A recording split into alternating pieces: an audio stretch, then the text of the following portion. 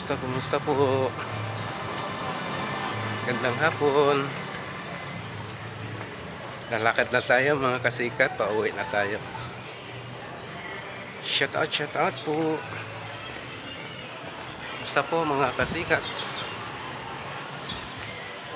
Dito po tayo sa sa may Caloocan City, sa may Paho. Pauwi na tayo mga kasikat. Yan. Doon tayo waling Ditong may Paho mga kasikat. Barangay may Paho, Caloocan. Kumusta po? Yan. Maganda din dito sa sa may Paho. Sa minsan dito ang daming mga hindi ka makadaan, ang daming sasakyan, mga e-bike.